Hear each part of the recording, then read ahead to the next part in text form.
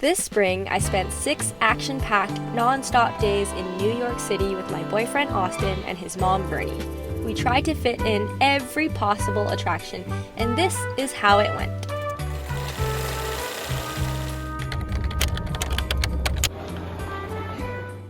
So we made it to New York, but it was a struggle because Austin messed up. I booked the bus for yesterday instead of today. Oops. Apparently they don't teach calendars at Harvard. But the bus driver still let us on. He's a homie. Nice guy. Homie. Every time I visit, I'm immediately invigorated by the lively hustle and bustle of the city that never sleeps. I'm usually on my phone during car rides, but here, my eyes were wide open and glued to the windows. I was taking it all in while fantasizing about moving to New York, and after about 40 minutes, we had arrived at our Airbnb. It was a 2-bedroom, 2-bathroom basement unit in a brownstone building that accommodates 4 people, and it cost us $231 a night. What are you shopping for? What am I shopping for? Although my scrappy filming setup makes the space look bright and clean, it was a bit dirty and a lot of the furniture was falling apart. However, the location made up for its shortcomings because of its close proximity to every train and bus we needed to take. It was also quite spacious and comfortable, so I would give it a 4 out of 5. It even had a huge but very creepy basement where the second bathroom was located, and we all avoided using it. After dropping off our luggage, we set out for an urban hike across the Brooklyn Bridge. I loved the convenience of the contactless transit fare system. It works with any smart device or contactless card, and it automatically deducts the $2.75 fare. Smells like trash. Yum. There's also a weekly fare cap from Monday to Sunday, which means that after 12 paid rides, you automatically ride the rest of the week for free. It's 6 p.m. We're on the Brooklyn Bridge, and so is the rest of the city. It's so packed here, and the sun is shining directly on our faces. Are you having a good time, Austin? Yeah. It's a little hot. Let's go. It's very hot. The Brooklyn Bridge spans 1,595 feet across the East River and is a hybrid cable-stayed suspension bridge. It was opened in 1883, making it 139 years old, and it was the longest suspension bridge in the world at the time. It's toll-free with 6 lanes for cars and also has access for pedestrians and bikes. People are crazy! The neo-Gothic architecture makes it the perfect backdrop for a New York City picture. How did you like walking across the bridge? It was good. You know what my favorite part was? What? It was free! After salivating over fresh mangoes and looking at $5 hats, we made our way to the East Village in search of dinner. The places our friends recommended were all booked up, and we didn't have the foresight to make reservations, so we settled for Sanchi Noodle House, which was on the upper end of mediocre. We just had our rice noodle soup. It was fine. It was okay. Who am I? Our waiter was very rude. And now we're going to Trader Joe's to get some groceries. Of course, we're looking at the flowers.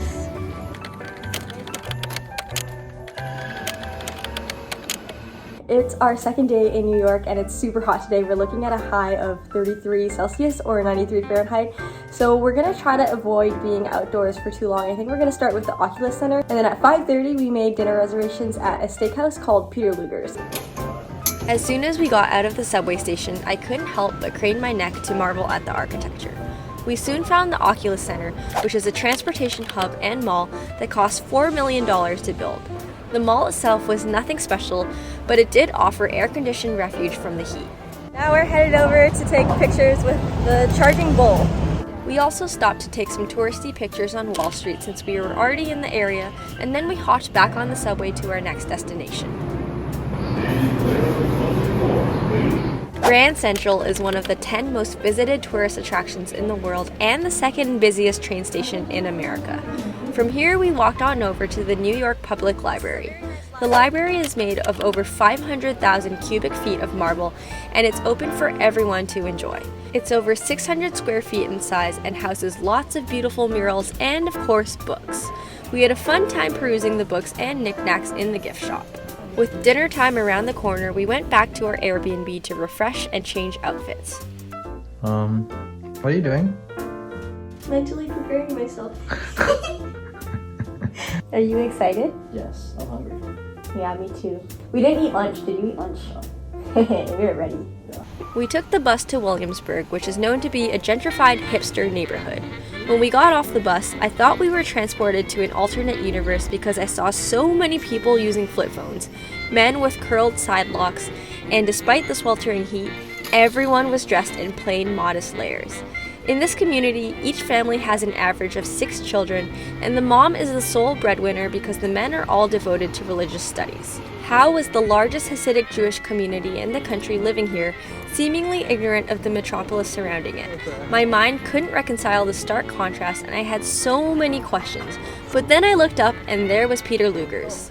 Inside, we were immediately confronted by a wall of awards, and my taste buds were salivating even more. We were seated in a lovely corner spot right by the window. We ordered the porterhouse steak for 2, a strip of extra thick bacon, and aged lamb chops, which were my favorite. This was Austin's celebratory graduation dinner, and it did not disappoint. After dinner, the 3 of us had a group huddle to strategize and maximize our plans for the remainder of our stay. Today we're going to explore Brooklyn, starting with the Botanic Garden and the museum, and then we're going to head over to DUMBO and the Brooklyn Heights Promenade. I thoroughly enjoyed the tranquility of the Japanese garden, which was situated around a serene pond. Austin's mom and I also enjoyed the abundance of roses that were in bloom, and I was really amused by the free spirit of this fountain statue. The grounds were pristine and well organized with distinct sections for different types of plants. One of my favorite parts were the greenhouses that they had for each biome, and the tropical one made me miss my plants back home. The Brooklyn Museum was right next door to the gardens, but sadly not nearly as positive of an experience. The exhibits were bland and unengaging, so we didn't stay too long. We stopped for a quick break at our Airbnb and somehow ended up in matching t-shirts before venturing back out. DUMBO. It's so loud under here! We're in DUMBO now! Pebble Beach. Oh yeah. The only thing I've noticed about DUMBO so far is that it's freaking loud. Huh? It's freaking loud. Of course, we had to check out the iconic photo spot at Washington and Water Street, where the Manhattan Bridge is perfectly framed by 2 red brick buildings. Then we moseyed over to Jane's Carousel, which was built in 1922. Comment below how much you think the carousel ride is. We're about to find out. It's only $2. Let's ride it. This short ride was the most fun I've had for $2 since the last pint of Haagen-Dazs ice cream I bought on sale. After our ride, we continued to walk around, admiring the Manhattan skyline and remarking about how lucky we were that the rain was holding up, which was right around the point when it started to rain. We were going to check out the promenade, but we had to change plans and ended up catching the subway over to Manhattan instead. We each got a slice of pizza at the famous Joe's Pizza, which was good and cheap, but I still think Costco pizza is better. I had a bit of a late start this morning because I was so exhausted from all of the walking, but I think we're gonna go thrift shopping and then maybe try to go to Chelsea depending on whether or not the weather holds up. Our first stop was RGR Family Thrift Store in Brooklyn. I chose it because it was the first of a series of thrift stores that were all within walking distance of each other on Broadway Street. It was jam-packed with clothing that was mostly overpriced junk and a surprisingly large selection of old designer shoes. But just when I was about to give up, I found the brown suede blazer of my dreams by Michael Kors.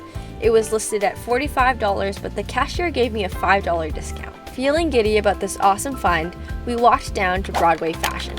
It was better organized and more reasonably priced. Within 10 minutes, I accumulated a pile of dresses to try on. I got this silk robe for $12, this red dress for $13, this funky Nicole Miller dress for $11, this silk anthropology dress with pockets for $10, and this red gown that I'll never find a reason to wear for $14. I don't know about you, but the endorphins I get from thrifting gives me so much energy, so I was super ready for our next adventure of the day. So we were on our way to the High Line and Chelsea Market, but then it started raining. So we are going to Arcadia Earth instead because it's indoors and it closes at 8. A silver lining of our change of plans is that we get to walk through Washington Square Park. What a beautiful day to visit the park. We were intrigued by Arcadia Earth because the pictures that they had online looked super cool, but the experience itself could not have been more of a disappointing ripoff. Is this your jellyfish impersonation? It was very focused on making you feel guilty about your environmental footprint, and the exhibits themselves seemed cheaply hacked together. Are these trash bags? Looks like it, yeah. I feel like they are contributing to climate change by making this exhibit out of trash bags. I would warn you not to waste your money here, but I suspect this attraction won't be around for too long. Once we made it out of that horrible tourist trap, the rain had stopped and my mood was quickly restored by observing the hungry and adorable squirrels of Washington Square Park. Then we walked down to Chinatown and had a delicious feast at Uncle Lou. We ordered pea shoots, yang chow fried rice, and crispy garlic chicken. The prices were excellent and the food was even better. Everything was exploding with flavor and freshness, and it was one of my favorite meals. I learned during this trip that Austin and his mom are dessert fanatics, so even after stuffing our faces with Chinese food, they were craving something sweet. We ended up at Milk Bar in Williamsburg. I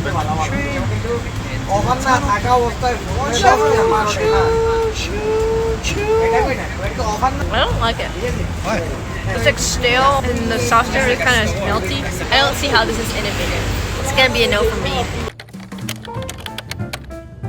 Okay, let's get ready. Stop copying me. Austin, what are we doing today? We're biking! Dun, dun, dun, dun, dun, dun. We're biking! We're gonna go to Central Park and bike around, and then we have tea time at 3:30. After doing some research, we chose to rent our bikes from Unlimited Biking. It was $10 a person for 2 hours, which was the perfect amount of time to ride the perimeter of the park. So far, my bike rental experience is pretty good, but I was annoyed that they charged me a $1 fee for declining the insurance. And second of all of our tires are kind of flat, so I feel like they don't do a great job maintaining the bikes. But other than that, it was definitely the cheapest that we could find in the city. I think we're gonna be very hungry for tea time. I'm working up an appetite. Since Central Park is so massive, biking was a great way to experience it.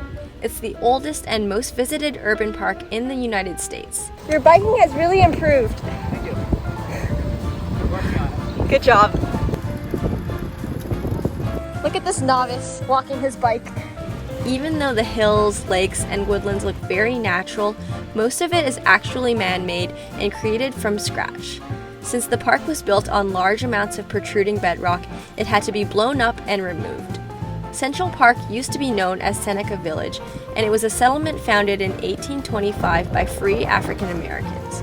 In 1855, the residents were deemed squatters and the village was demolished and turned into Central Park. It's credited in 532 movies, making it the most filmed location in the world. And after taking in the lush greenery and idyllic ponds, it's not hard to see why. Hey, you look like my boyfriend. You got it, buddy! Nice! Here's another fun fact. The 843 acres of land in Central Park was purchased for $7.4 million, which is $200,000 more than the US paid Russia for Alaska. The last stop on our self-guided bike tour was Bethesda Fountain, which is one of the largest fountains in the city. It was designed by Emma Stebbins, making it one of the first female-designed major artworks in the city. Bethesda Terrace adjacent to the fountain is just as impressive, and you might recognize it from John Wick. After returning our bikes and cooling off, we walked over to Bergdorf Goodman. It was packed with people enjoying tea in their best outfits when we stormed through in our sweaty bike attire.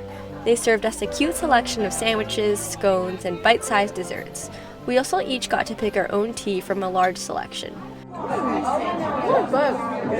It's like lemon. For $60 a person, tea time is not for those on a budget, but if you're willing to splurge, it does make for a fun and tasty treat. Next, we took the subway to Hudson Yards to check out one of the city's newest attractions. The Vessel is a spiral staircase that kind of looks like a beehive. It has 154 flights of stairs, and you could pay the $10 admission fee to climb them. From the Vessel, we walked to the High Line. It's a 1.5-mile elevated walkway created on a former railway. The elevated railway was built because people kept getting killed by trains on 10th Avenue, which was also known as Death Avenue. It starts in the meatpacking district and runs through Chelsea. I thought it was really cool that the city managed to repurpose obsolete infrastructure to create a green space for the public to enjoy. The High Line spit us out at Little Island, which is a new public park that features lush landscaping on rolling hills with winding pathways and views of the water. If you plan accordingly, you might be able to attend music, comedy, dance, or other performing arts events. Similar to the High Line, the structural design of Little Island draws on old infrastructure that was damaged by Hurricane Sandy, which only left long wooden piles sticking out of the river. The result was new concrete piles that fused together at the top to form the island. Today is our last day and we're gonna squeeze in a quick trip to the Met before we take off to the airport. We had to take 4 trains to get here instead of the usual 2 because of maintenance, but we made it to the Upper East Side. It's a beautiful day, not a cloud in the sky, and we're on the way to the Met. My expectations for the Met had been set very low because of my subpar experience at the Brooklyn Museum, but I soon realized that the Met is leagues ahead of the Brooklyn Museum. It only took me a couple minutes to understand why people can spend days combing through the museum and still be able to come back for more. I didn't think that I had the capacity to appreciate Impressionist and Post-Impressionist art until I saw all of the Monet and Van Gogh pieces at the Met. As my friend Caesar puts it, Monet is a master of creating a beautiful scene from strokes that look disorderly and chaotic up close. Did you see the Van Gogh? Yeah. Or the Monet? Monet's my favorite. I could have spent more time in this section, but the Met is 2.2 million square feet, and we had only scratched the surface. In fact, with more than 30 exhibitions, the Met has more exhibitions than any other art museum, and the collection spanned 5,000 years of world culture and history. The Met wasn't always this ginormous, though. It originally started in a small building in 1870 and moved to its current location 3 years later, where additions continued to be added to the original structure. By visiting the Met, I felt like I had traveled the world through both time and space. I couldn't believe that there was an entire Chinese garden court just casually chillin' in the Asian corner of the museum. This garden is the first authentic reconstruction of a Chinese garden in a North American museum. It really felt like I had entered a portal to the Ming Dynasty era. Speaking of time travel, there's also an Egyptian temple in the Met. It took 10 years and 661 crates to move the temple from Egypt to New York City. The Met also has a room for armor and weaponry, which we checked out before making the trek to the Greek and Roman art collection. It houses more than 30,000 works, which in itself is quite impressive, but what I found more spectacular was the size and shape of the statue's gluteus maximuses. I would really love to know what kind of exercises the Greeks and Romans were doing for those plentiful rear ends. We just finished at the Met and we're walking through the park to get some lunch. I wish we had more time to explore Central Park by foot, but I guess we'll just have to come back again soon. We had lunch at Kovacha, which served us the most expensive and underwhelming Mexican food I've ever had. It was an unfortunate last taste of New York, but it serves us right for trying to find Mexican food in the Upper West Side. We caught a sunset flight back to California, and I reflected on the awesome trip I had and the memories I made with Austin and his mom.